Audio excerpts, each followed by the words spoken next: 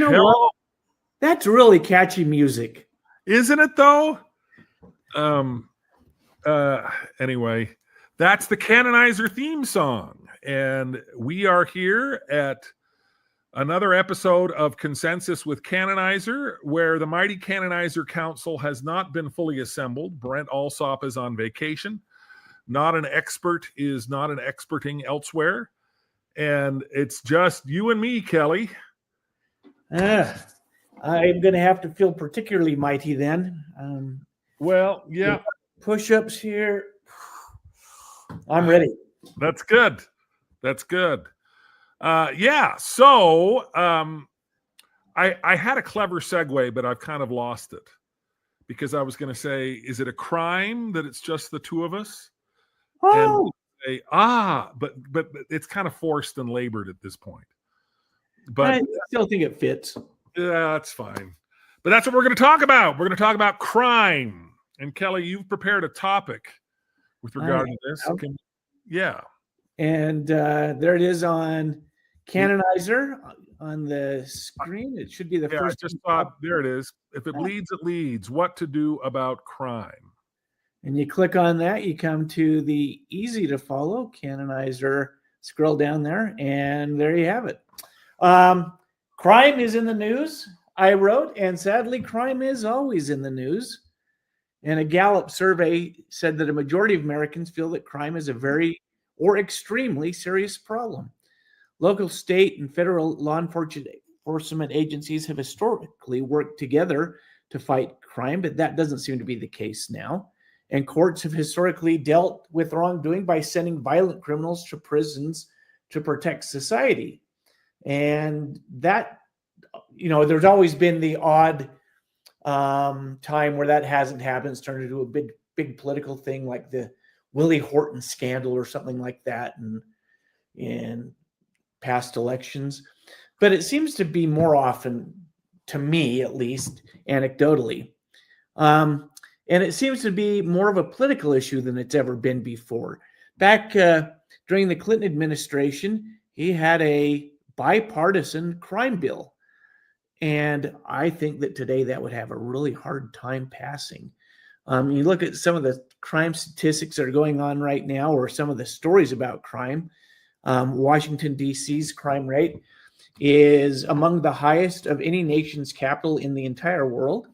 And Donald Trump increased federal agencies' presence in Washington, D.C., and then he also introduced National Guard's troops there. And crime has gone down. The mayor has recognized that it's gone down, but there's still it's a assault on civil liberties argument. Labor Day weekend this year, just 2 weekends ago in Chicago, 58 people were shot and 8 people were killed. And Illinois Governor Pritzker said that Chicago is a safe place, and Donald Trump has a different view that Chicago needs more law enforcement. And you keep going on. Just in the last 2 or 3 days, we've seen on the news increasing coverage of a Ukrainian woman refugee who was murdered senselessly, as all murders are, I guess, on a city light rail train by a guy who had 14 previous criminal convictions and who was out on bail awaiting another hearing. But I don't even think he was on bail. He was just out waiting another hearing based on his promise to appear. And then, tragically, 2 weeks ago, 2 children were killed and 21 injured at a Catholic church in Minneapolis. And Tommy Lauren, who is a conservative political commentator on the right, said to all those who on the left who support red flag laws, which you concede that transgender dysphoria is a red flag, while GLAAD, the Gay and Lesbian Alliance Against Defamation, stated that social media accounts with a history of anti-transgender rhetoric falsely accuse transgender people of crimes, particularly of mass shootings before facts are known. So, Jim, that's just the last 2 weeks. Since it's just you and me, what can be done to reduce crime? What level of crime should be tolerated in a free society? What policies can politicians enact to reduce crime? And do you think you and I can start building consensus that could take over the entire United States? Yes, yes. Well, Okay. why aren't we stopping at the United States? Why aren't we taking over the entire world? Well, we have to start somewhere. All right. Yeah. Well, And mostly because the rest of the world doesn't have this problem. Now that's interesting. You look at other places in Europe and other Western civilization societies, and by West I mean not necessarily, West, but even in Asian countries that are civilized, crime is not this bad. Yeah, and that's kind of maybe an interesting place to start from, because why isn't crime this bad? For instance, I think crime is virtually non-existent in North Korea.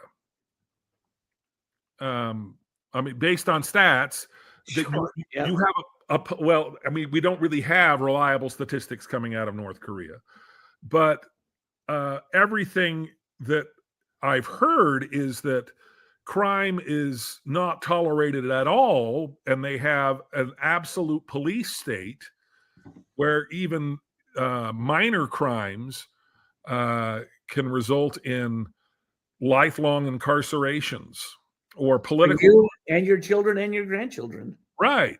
So it becomes an issue of balance, because, okay, you want to eliminate crime, and eliminating crime in and of itself is an unalloyed good. Then create the ultimate police state. And so this is part of the problem.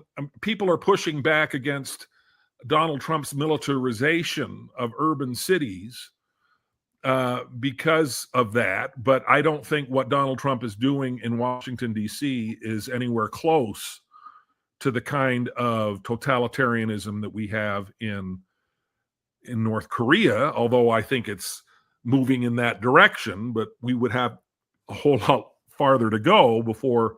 I mean, right now, people wander around D.C. and see the National Guardsmen and just say, "What are you doing here?"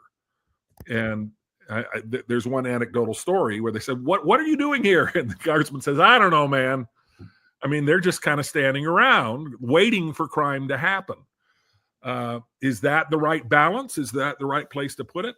I mean, anytime I think about fighting crime, my mind goes very quickly to Batman and superheroes, and the idea that, I grew up on stories of crime fighting where going out and vigilantism was the way to stop these mad, maniacal criminals. And, it's very clear that real life doesn't follow that model at all, particularly since crime is so seldom committed by James Bond style villains. Yeah. Who are evil for the purpose of being evil, and their jaywalking is a crime, and first-degree murder is a crime.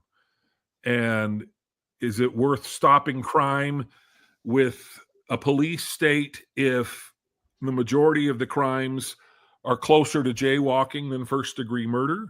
Which I think probably realistically they are. Although, again, you have all this gun violence and just violence in particular in I'm going to remove you from the stage as I monologue here. Oh, I'm adding you back to the stage. That's all right. But, one of the justifications for Trump's threats to bring the military into Chicago is that Chicago sees an awful lot of gun violence. And this is in a state where they have very strict gun control laws. So I think I find the arguments against gun control to be far more persuasive than the arguments in favor of militarization, because you have all of these laws that make owning guns a crime in places where people are using guns to commit other crimes. So it then defining crime becomes part of the problem too. So there, I have absolutely no answers for you. I think whenever you start to dive into this, it becomes very clear that there aren't some simple solutions. I'm always reminded of my finance professor when I was getting my MBA, and he said he was teaching us how to calculate the net present value of an asset.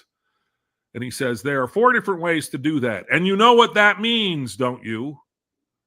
And I said, no. What does that mean? He says it means none of them are any good. If there were one good, reliable way to calculate the net present value of an asset, that's the only one we would use.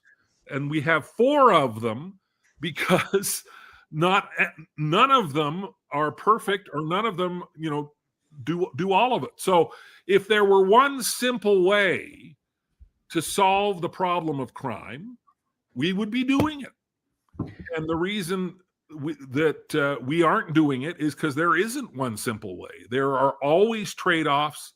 There are always pros and cons. And so it becomes an issue of, I think you were asking the right questions at the outset. How much crime should we tolerate? How much authoritarianism should we tolerate in order to fight crime? Sure. Benjamin Franklin, who said a country that is willing to sacrifice freedom for security will get neither and lose both. I think that's right. And if you go back to the North Korea example, get rid of free speech, get rid of free assembly, get rid of churches. Man, that's going to go a long way to stopping crime. Not the churches start crime, but we can stop a lot of things, keep people in their homes, keep them working for the state, have harsh penalties for everything. But we already have, now I'm going to say the highest, but I think it's the 3rd highest rate of incarceration. It's higher than North Korea's, though. Yeah, because it's amazing and what we've come to. Can I share something that I think is funny? And I'd like to discuss this to see if this has anything to do with crime. It's one of my all-time favorite Democratic lawmakers, Jasmine Crockett, talking about how best to use the police. All right. Jasmine Crockett. Where is she? Am I making it work? No, we have to go here. And law enforcement isn't to prevent crime. Law enforcement solves crime. Okay. That is what they're supposed to do. They are supposed to solve crimes, not necessarily prevent them from happening per se. Jim, is the purpose of law enforcement to solve crimes? Well, I just had a flashback to 6th grade. Ms. Grossman, not Mrs. Grossman, she was Ms. Grossman, was teaching us about law enforcement and police states. And I actually came to this conclusion because I was a brilliant 6th grader. And I said, everything you're talking about is responses to crime, but none of it prevents crime. And she's like, well, it can have a deterrent effect. And I said, well, if you're going to go for a deterrent effect, then you should just execute everybody who commits crimes. That would be a deterrent. But I think there's some truth in that, isn't there? I mean, I'm going to say I think that's maybe how it used to be, but in the 70s and 80s, and then I think the Clinton crime bill added to this, the whole concept of community-oriented policing. You have police on the street, you have them getting to know people, and crime decreases. So in that instance, then what Trump is doing may well be effective there. Just having these guys standing around not doing anything, but dressed in military fatigues and brandishing guns. I think that probably is a deterrent, isn't it? Well, I think so. I don't know if it's the right way to deter, but it works, or at least it did in the 70s and 80s and 90s. And then it seems we've gotten away from that. And it seems that after the George Floyd Black Lives Matter riots, as major cities decided to reduce police and put more emphasis on, I don't know what, crime went back up. So I think there's a correlation that would be easy to find. I don't have it, of the number of police on the street and the amount of crime on the street. Do you remember back when Rudy Giuliani was the mayor of New York, and he wasn't kind of the laughing stock of the country, but he was a beloved mayor, and he instituted the no crime too small policy, or whatever it was. And if you graffitied, you were arrested. If you jaywalked, I don't know if you were arrested, but like the concept was, if you stop small crimes, you stop big crimes. Yeah. Is that the way to go? Like, we have a constitution. Yeah. We have laws. Where do we draw the line? I made a list of 11 things. May I read you my list of 11? Please do. Please do. This will solve everything. And actually, it's now 15. And that, I'm going to go to 14. But I want to go to the start. This isn't one of the points, but the Clinton crime bill. Like, the Clinton crime bill reduced crime, and it was significant. But the ACLU and other community groups like that said that it was disproportionate impact on minority communities and people of color, and it led to more mass incarceration. So, like, we're kind of looking at the same thing on two different sides. So, stopping crime, good. More people in prison, bad. But that's where I think we want to talk.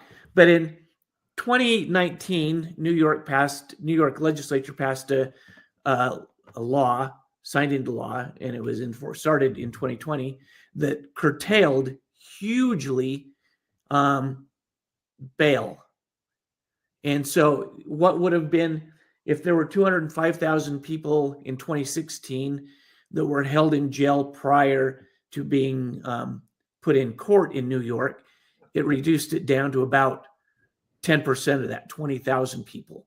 Everybody else was able to walk away without any sort of cashless bail. And other cities and other states are doing that, including Alaska, Illinois, New Jersey, New York, and more than 30 cities have done that. I think that has led to an increase in crime. So I think the whole cashless bail idea, while an interesting social experiment, has turned out to be proven wrong. We have to end that for violent crime. Okay. 3 strikes, you're outlaws. That was big during the 80s, 90s.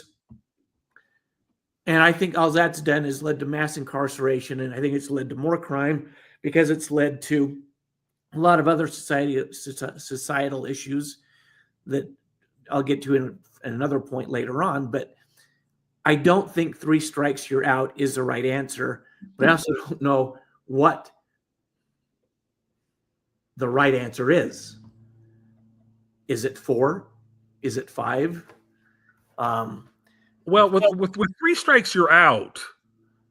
I mean, specifically, the reason why I think it doesn't work is that whenever you remove judgment from judging, whenever you just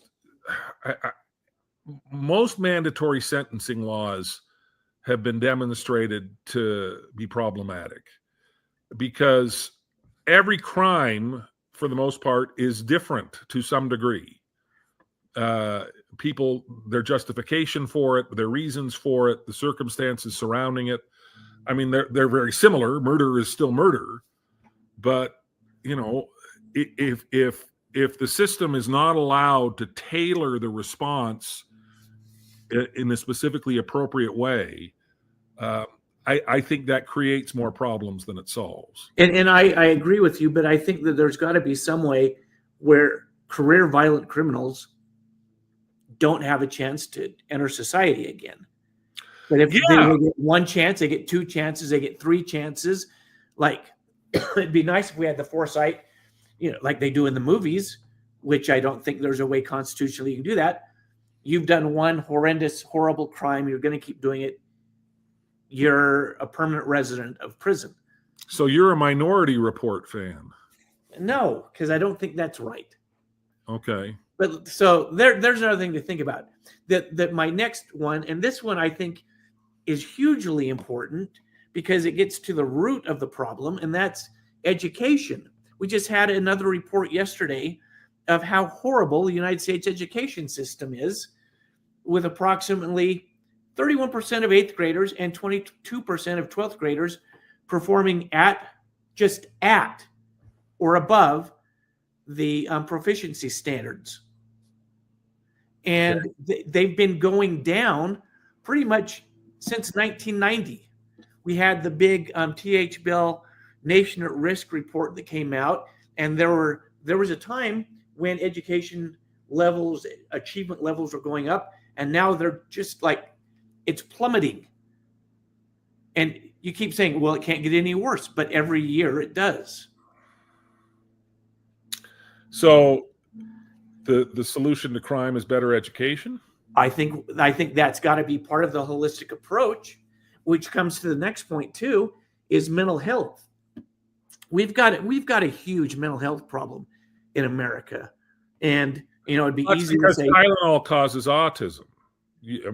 We've just learned that in the last couple of days. Well, that's unfortunate. But I think that there's something else that's going on besides Tylenol. And I'm not a mental health expert. But, there was a time that if you were a mentally ill offender, you weren't put in prison. You're put in a different part of prison. You're put in the mental health institutions. There was a time when mental health problems could be treated. And now the funding for that has been pretty much drained, and it's led to increased homelessness and increased crime. We've got to do something about the mental health problems in this country. Agree or disagree? Oh, agree. I think that's the most important issue. So whenever there's a mass shooting, mental health comes up as an issue. Because very often the mass shooting happens as a result of mental illness. And so, but again, the difficulties, a lot of people will point to the Reagan administration where we essentially opened up most of the mental institutions and put a lot of mentally ill people back out on the street who had been institutionalized for life. It's now very difficult to institutionalize somebody against their will, which is probably good, given that there are people who are willing to weaponize that and try to institutionalize people who don't need to be or shouldn't be institutionalized. But it's also bad. It's also a trade-off in that there are people who are a danger to themselves and to others where the best place for them is a mental institution. And we've had two big examples of that in the last 2 weeks. The school shooter in Minneapolis had huge mental health issues, wrote about them in her diary. And this is the transgender shooter? Yeah.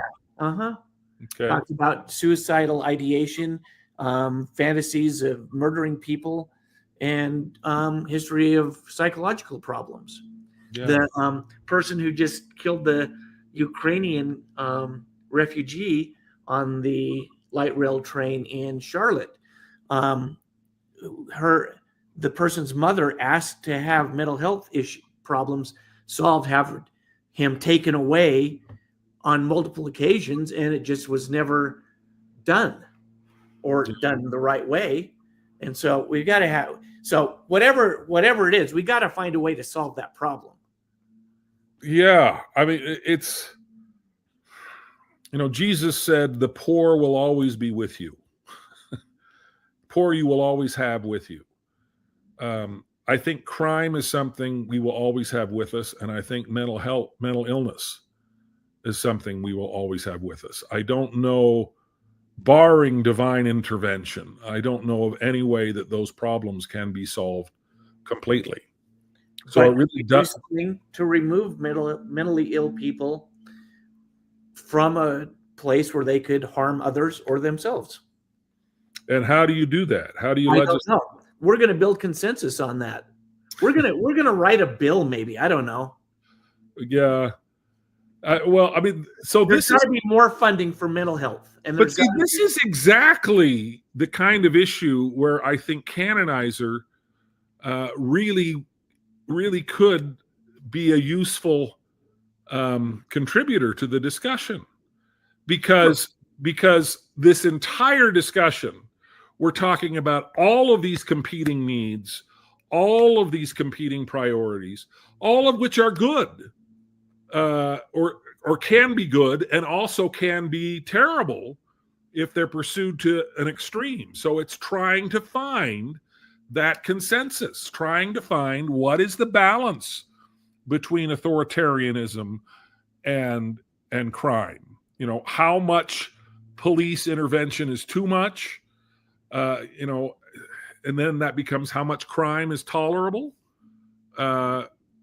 When do you cross a line? When it would be very helpful to get the wisdom of the crowd on this, because you and I are going to go back and forth, and I don't know that we disagree on a whole lot, but we don't have the capacity to arbitrarily decide where all these lines are. Yeah, we can start the discussion. But Everybody else join in. Everybody else join in. But that, and you just said something that was my next point about the poor always going to be with us. Poverty, I mean, there is a direct correlation between poverty and crime. Yeah. And we've got to do something about poverty. Lyndon Johnson's war on poverty, I'd say it's a mixed thing. It was 22%-ish when he was in office. It's down to 11, where it's pretty much remained since the 1970s. Yeah. And so that we have this permanent class of people who are either unable or unwilling to change their status in life. And so what can we do as a society to help them do something with their lives other than turn to crime? It's an excellent question. And it's really interesting. I mean, the war on poverty, I'm glad that you said it was mixed, because it's very, very definitely mixed, because I think sort of a standard Republican talking point has been that it's a dismal failure. And I think there are elements of it that very much have been a dismal failure. I think direct wealth transfers have not really been successful in lifting anybody out of poverty. But one of the elements of the war on poverty, and we sort of forget that this was instigated as part of the war on poverty, is Medicare. And I think Medicare has, again, the result is somewhat mixed, but seniors are no longer worried about dying in poverty as a result of getting some kind of terrible illness. I mean, we're all going to die of something, and we're all going to need medical care in the end of our life. And Medicare has, I think, lowered poverty, at least senior poverty, although seniors aren't as likely, I think, to commit crimes as younger people are. But, so I mean, I think the war on poverty is really a great example of trying to find those lines and those balances, and being successful in some areas and being wildly unsuccessful in others. So programs that lift people out of poverty, welfare reform has been a mixed bag. Mm-hmm. Work requirements have been sort of controversial. And I don't know that welfare reform, Bill Clinton's whole end welfare as we know it, I think that's actually happened. At least welfare since then is markedly different from welfare prior to that call, and I don't know that it's been successful. We still have this sort of permanent underclass that we don't know how to deal with. Yeah. So, and that's going to bring to my next number here, and that's family. Criminal behavior overwhelmingly comes from broken homes. And we can blame this on whatever, but there's a huge racial charge in this, which is also one kind of related to my next topic as well. But there's 8% of Asians who are from a broken home or being raised by a single mother, 14% of white kids, 25% of Hispanic kids, and 47%, almost half of Black children are raised by a single mother. And there's a lot of things, like you could make a case that that's a direct result of the 3 strikes you're out, of marijuana criminalization, things like that, because the overwhelming majority of, let me back up, because what I'm saying isn't right. So I have to back off. But I think the single mothers, particularly among black families, is a direct result of enforcing criminal laws that maybe should or shouldn't have been enforced, like marijuana, like 3 strikes you're out, like all these other things. Marijuana is interesting because a lot of these, I think we've learned, we have, I think, enough data to recognize that the war on drugs has largely been a failure. Marijuana, mixed bag.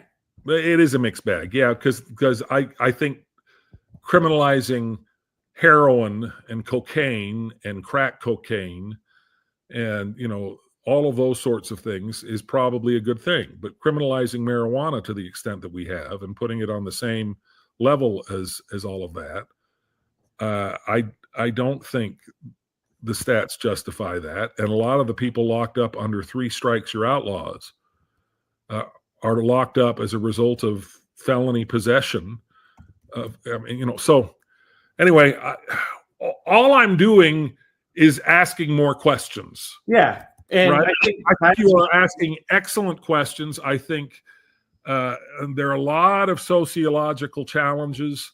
The dissolution, particularly of the Black family, has been the topic of a great deal of study and research. And people are, again, there's no easy answer.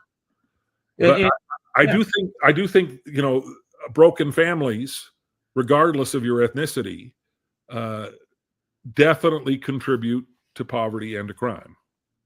And which is going to come to what we just said. Drugs are a problem with crime, though.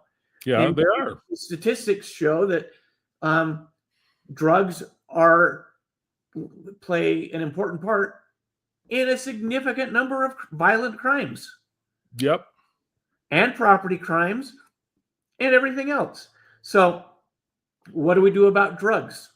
Again, maybe we're just setting up a whole bunch of separate topics. We got a lot of topics that Canonizer can solve all these problems. But we got to do something to stop the illegal drug trade in America, I believe. How do we do that? Prisons need to become something other than a school of crime. Yeah. There are other countries, like we talked about this. America has one of the highest incarceration rates.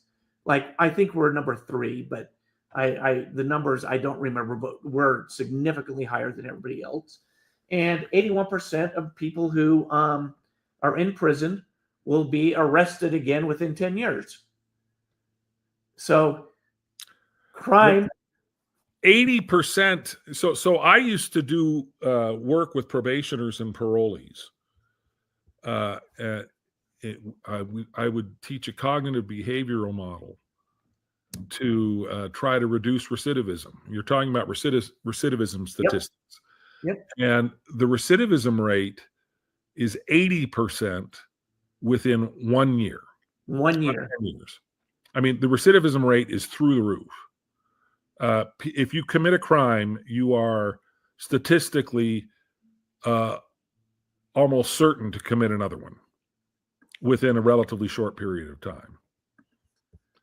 So it's, again, no easy answers. We haven't provided any answers, but what I think we provided here is a rationale for why Canonizer can be useful. Yeah.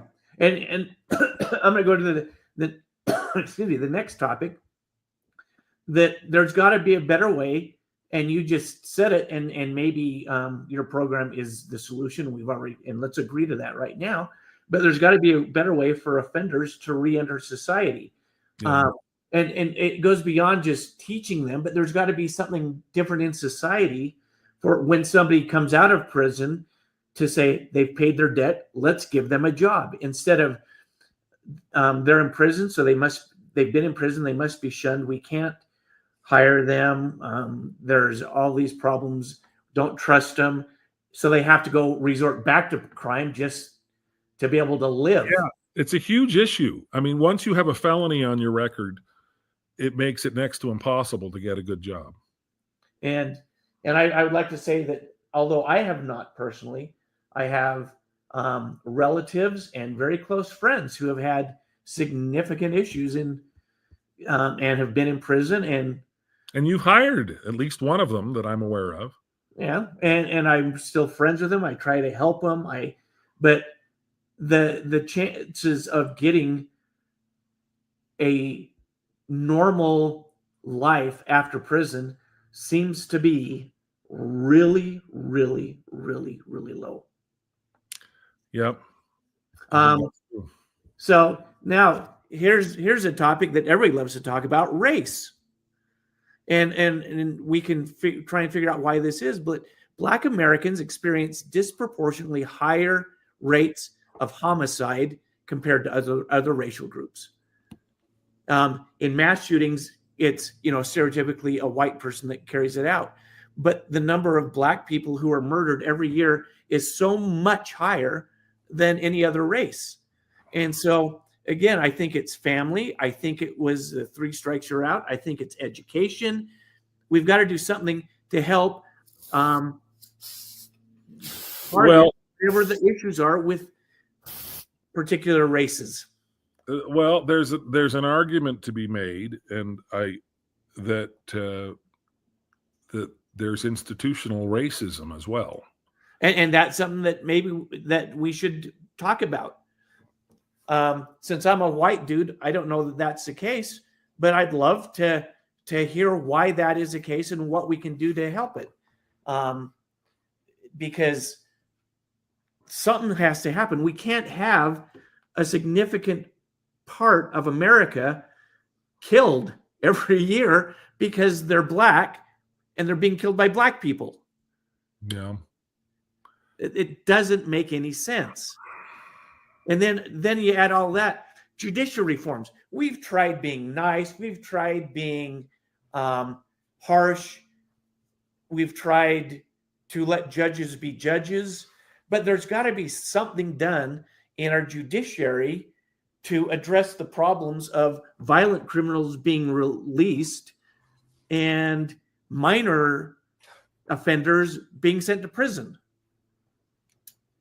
But I mean, we also have the Constitution, and there's the assumption that everybody's innocent until proven beyond a reasonable doubt that they're guilty by a jury of their peers. But judges play a huge role in that.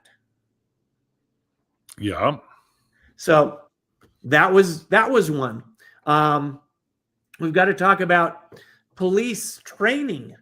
There was a big deal in the last 5 years during the Black Lives Matter protests and stuff that questioned whether police were unfairly treating Black criminals as opposed to white criminals. We know that community-oriented policing works.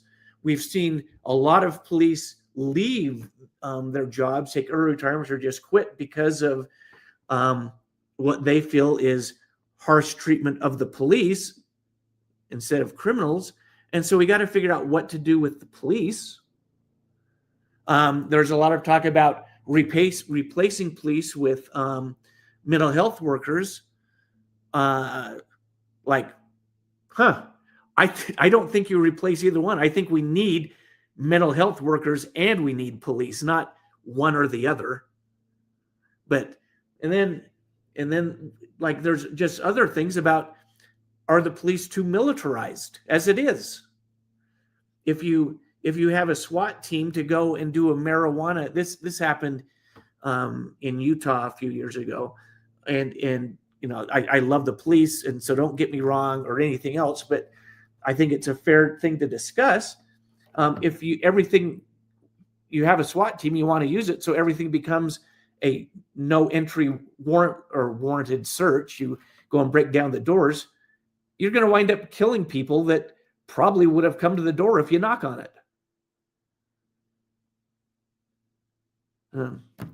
Who knows? We got to figure that out. And there's got to, and I'll throw this out too, because there's a significant number of people that think that we've got to do something about the border. I think that stopping illegal migration into America is important, because the overwhelming amount of horrible drugs that we've talked about come through our southern border. But we've got to do something about immigration reform in general. We need immigrants to keep America strong, to keep America intellectually on its game. We need people to come and help with farm work, but we can't have people coming without knowing who they are. There's the adage that undocumented people who come across the border are less likely to commit crime.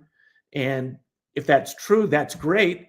But it's still, according to the last study I saw, there's about 220,000 illegal immigrants in our prison system right now who could have been prevented from doing crimes by stopping them at the border.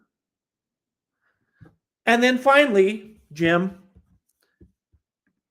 what do we do about guns? Because you can't have gun violence unless you got a gun. So those are my 16 things that we got to fix about crime in America. I can't hear you, Jim. Sorry, I had muted there.